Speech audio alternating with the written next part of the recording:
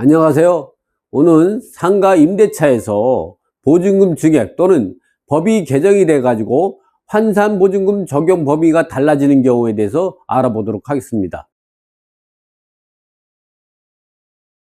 보증금 증액 또는 법 개정으로 환산보증금 적용 범위를 초과하는 경우가 있습니다.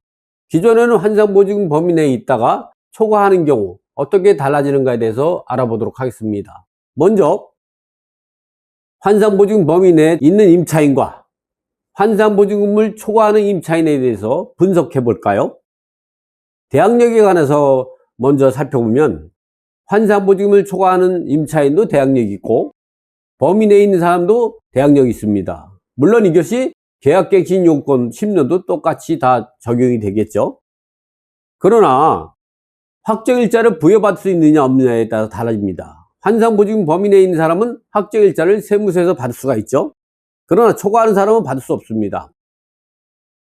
또 소액임차로서 최우선 변제권도 환산보증금 범위 내에 있는 사람만 받고 초과하는 사람은 받을 수 없습니다. 즉 경매로 매각이 되면 환산보증금 범위 내에 있는 사람은 최우선 변제금과 확정일자 우선 변제권을 받을 수 있는데 반해서 초과하는 사람은 이런 확정일자라든가 최우선 변제권이 없다는 차이점이 있습니다.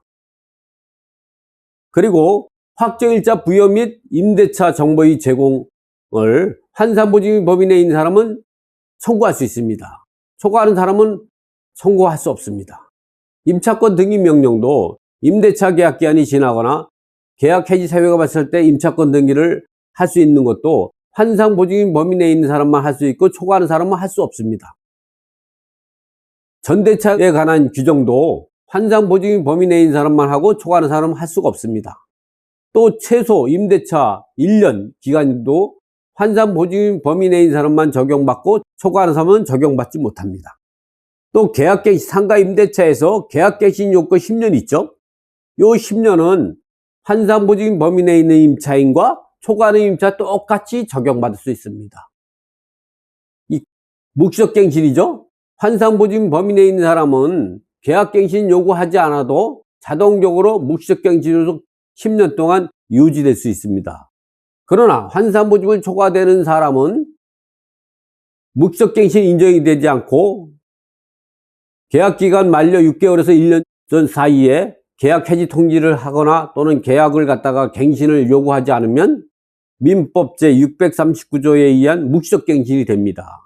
이럴 경우는 임대인, 임차인 모두가 계약을 해지할 수 있고 이럴 때에 임대인은 6개월 있다가 계약 해지 효력이 생기고 임차인은 1개월 있다가 계약 해지 효력이 생기는 게 됩니다.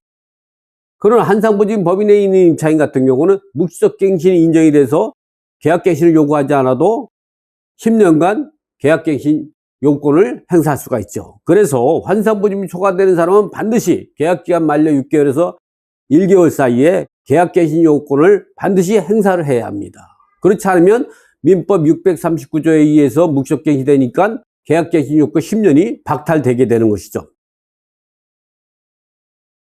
다음은 차임 증액 한도입니다. 환산보증금 범위 내에 있는 사람은 5%를 초과해서 증액할 수 없습니다. 환산보증금 초과되는 임차인은 5%를 초과해서 증가할 수가 있죠. 다음은 권리금 회수 기회 보호라는 거 있죠. 임차인이 이제 계약을 이제 임대차 기한 중이라도 새로운 임차인을 구해가지고 권리금을 이제 회수할 수 있는 기회를 환산보증금 범위 내에 있는 임차인도 청구할 수 있고 환산보증금을 초과하는 사람도 똑같이 권리금 회수 기회를 보호받을 수 있습니다. 이번엔 3기 차임 연체 시 계약을 해지할 수 있는 규정도 환산보증금 범위 내에 있는 임차인과 초과하는 임차인 모두가 보호를 받을 수가 있죠.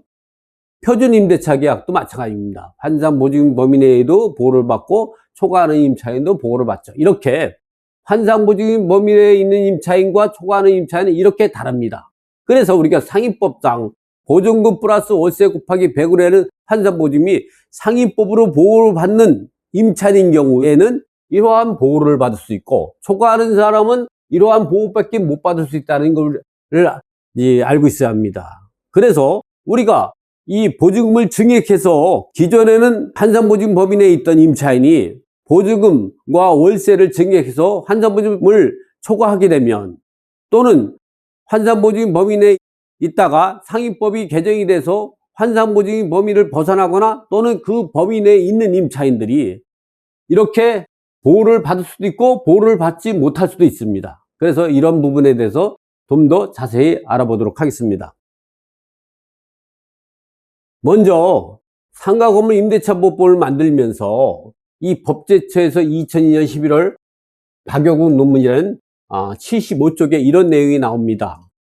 왜 그러냐면 우리가 상가임대차보호법을 만들면서 환산보증인 범위 내에 있는 임차인이 보증금 플러스 월세 곱하기 100이 법 개정 당시에 상가건물 임대차보호법에 환산보증인 범위 내에 있었습니다. 그러니까 세무서에 가서 확정일자를 부여받을 수가 있었죠. 그러나 그런 과정에서 수차례 이 보증금 또는 월세를 증액하는 과정에서 환산보증 범위를 초과하게 되는 거죠. 또는 상위법이 개정이 돼가지고 환산보증 범위를 초과했다가 범위 내에 드는 임차인들이 어떻게 다른가, 이런 거에 대해서 시시비비가 달라질 수가 있습니다. 그래서 이 상위법이 만들어질 2002년 11월 1일 날 법을 개정을 하면서 논문이 나왔습니다. 여러분도 이 논문을 알게 되면 보증금 또는 월세를 증액해서 환산보증을 초과하게 되면 내가 1차로 범위 내에 있을 때 확정일자 받았던 그 효력이 있을까 없을까를 알게 될 수가 있는 거죠. 우리가 일반적으로 상식 따지면 1차적으로 환산보증 범위 내에 있을 때 확정일자를 부여받았으니까 그 확정일자의 우선 변제권은 그대로 남아있어서 경매당하더라도 그 1차 확정일자의 효력으로서 우선 변제권을 주장할 수 있냐 없냐, 이런 것 때문에 우리가 문제가 되는 것이죠. 그래서 제가 그걸 증명하기 위해서 논문을 설명드릴까 합니다. 그 논문을 보면요, 이 법을 만들 때도 이런 문제가 많이 됐습니다. 임대차 계약 갱신 시 보증금의 증액에 따른 문제. 사실은 이제 보증금을 증액할 때는 연 12%까지 보증금을 인상할 수가 있었죠. 처음에 2002년 11월 당시에는 12%까지, 지금은 이제 5%지만, 그래서 문제가 많아가지고 이런 문제가 논문까지 나왔습니다. 임대차 계약을 갱신하는 경우에는 연 12%까지, 즉 2002년 11월 달에 그렇다는 거죠. 연 12%까지, 지금은 연 5%까지 밖에 못합니다. 연 12%까지 보증금을 증액할 수 있는 바, 이와 같이 보증금액을 인상한 결과 임대차 계약이 적용 대상에서 제외되는 경우가 있을 수 있으므로 이 법이 적용 대상에 해당되는지 여부는 인상된 보증금액에 의할 것이 아니라 당초 약정한 보증금 또는 차임을 기준으로 판단하여야 한다는 주장이 있었다. 이런 주장이 있었다는 거죠. 그러나 그 적용 대상을 판정하는 기준이 되는 보증금액은 어디까지나 그 계약이 보증금액을 가리키는 것이지 최초에 약정한 보증금액을 기준으로 하는 것은 아니라 할 것이다. 참고로 적용 대상을 판정하는 기준이 되는 보증금액을 최초에 약정한 보증금액으로 한정하고자 하였다면 이 법에서 명백히 규정하는 것이 바람직하다고 할 수 있다. 따라서 최초 계약 당시에는 환산보증금 이내였다가 갱신된 임대차에 의한 환산보증금을 초과하면 갱신된 임대차가 적용 대상이 되기 때문에 앞에 이 도표와 같이 우리가 보호를 받을 수 있고 보호를 못 받게 될 수도 있다는 것이죠. 그래서 우리가 보면 환산보증금 범위 내에 있을 때는 이렇게 최우선 변제, 확정일자 우선 변제를 부여받을 수 있지만 초과하게 되면 이러한 권리를 박탈당할 수밖에 없다는 것이죠. 다음은 환산보증금 초과한 임차인이 보증금 감액으로 환산보증금 범위 내에 있다면, 우리가 보면 환산보증금을 초과했어요, 내가. 근데 보증금하고 월세 이런 것들을 적절하게 줄이게 되면 상위법상 보호를 받을 수 있는 환산보증금 범위 내에 들어가게 됩니다. 이럴 때 언제까지 우리가 감액하면 되느냐?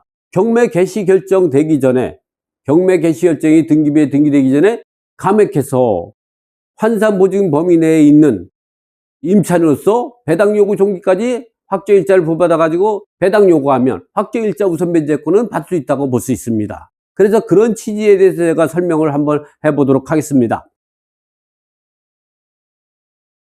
최초 계약 당시에는 환산보증금을 초과했다가 보증금 또는 월세, 즉 보증금 플러스 월세 곱하기 100이 환산보증금이죠. 을 감액해서 환산보증금 범위 내에 있는 경우에는 갱신된 임대차에 의한 환산보증이 적용 대상이기 때문에 경매 절차에서 배당 요구할 수 있는 우선 변제권, 즉 최우선 변제금하고 확정일자 우선 변제권이 되겠죠. 그리고 임차권 등기 명령 신청도 할 수 있고 상위법으로 보호받을 수 있는 묵시적 갱신이 되죠. 환산보증이 범위 내에 있어야만이 상위법으로 보호는 묵시적 갱신이 돼가지고 이런 경우는 임대인은 계약 해지권이 없고 임차인은 언제든지 계약을 해지하면 3개월 있다 계약 해지 효력이 발생하게 되는 것이죠. 이번에는 전대체에 관한 보고, 그리고 최소 임대차 기한 1년을 보호받을 수가 있는 거죠. 차임도 5% 이상 증여액을 할 수가 없습니다. 그리고 이때 이렇게 감액했다면 반드시 세무서에 가서 계약서에 확정일자를 부여받아야 됩니다. 그래야 확정일자 우선 변제권을 하게 되는데, 이렇게 감액은 경매 기입 등기 전 또는 공매일 때는 공매 공고 등기 전에 감액해서 확정일자를 받아가지고 배당 요구 종기까지 배당 요구하면 이 확정일자 우선 변제권은 발생할 수 있다고 봅니다.